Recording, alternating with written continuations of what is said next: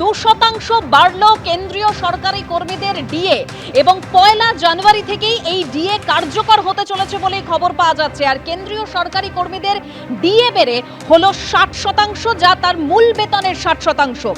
বর্ধিত ডিএ কার্যকর হবে 2026-এর 1 জানুয়ারি থেকে, যেখানে উপকৃত হবেন 50,50,000 কেন্দ্রীয় সরকারি কর্মী।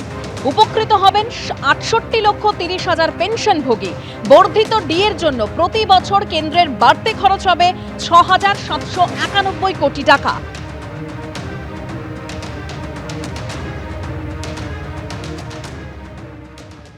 डीए और डीआर बढ़ाया गया, जिसकी टोटल लागत भारत सरकार को आएगी 6,791 करोड़ रुपीस।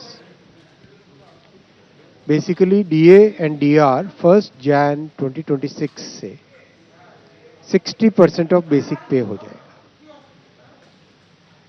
2% बढ़ाए 58 से 60 हुआ है, 60% ऑफ बेसिक पे हो जाएगा। टोटल करीब 50 लाख एम्प्लॉयज हैं और 68 लाख पेंशनर्स हैं भारत सरकार की। इन सब के लिए बहुत बड़ा ये बेनिफिशियल अवार्ड रहेगा। আমাদের সঙ্গে এই মুহূর্তে টেলিফোন লাইনে রয়েছেন সংগ্রামী যৌথ মঞ্চের আহ্বায়ক ভাস্কর ঘোষ।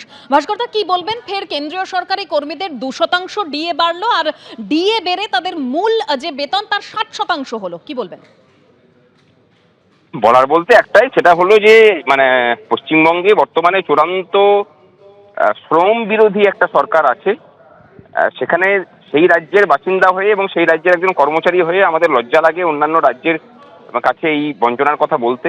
অন্যান্য রাজ্যের কর্মচারীরা বলেন যে আপনারা এতটাই পিছিয়ে আছেন যে এখনো পর্যন্ত ডিএ নিয়ে লড়াই করতে হয়।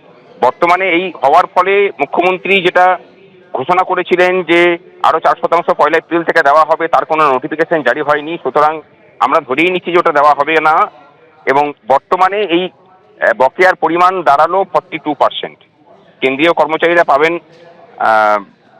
মোটামুটি 60% হারে, আর বর্তমানে আমাদের 18%-এ দাঁড়িয়ে আছে।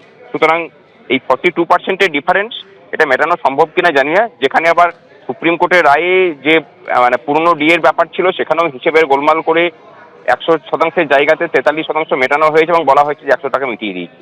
এই ঠকবাজ সরকারের বিরুদ্ধে আমরা বলছি যে এতে বিদায় না দিলে পরে কর্মচারী কেন, গোটা রাজ্যের কোনো মানুষের কোনো রকম কোনো ভবিষ্যতে মানে সুরাহা বা সুরক্ষা কিছু থাকবে না। ধন্যবাদ ভাস্করদা। ফের 2% ডিএ বাড়লো কেন্দ্রীয় সরকারি কর্মীদের। চলতি বছরের 1 জানুয়ারি থেকেই যা কার্যকর হতে চলেছে। কেন্দ্রীয় সরকারি কর্মীদের ডিএ বেড়ে হলো তাদের মূল বেতনের 60%, যেখানে উপকৃত হবেন 50,50,000 কেন্দ্রীয় সরকারি কর্মী। উপকৃত হবেন 68,30,000 পেনশনভোগী। আর যেখানে কেন্দ্রের এই ডিএর জন্য প্রতি বছর বাড়তি খরচ হবে 6,791 টাকা। এবিপি আনন্দ, এগিয়ে থাকে, এগিয়ে রাখে।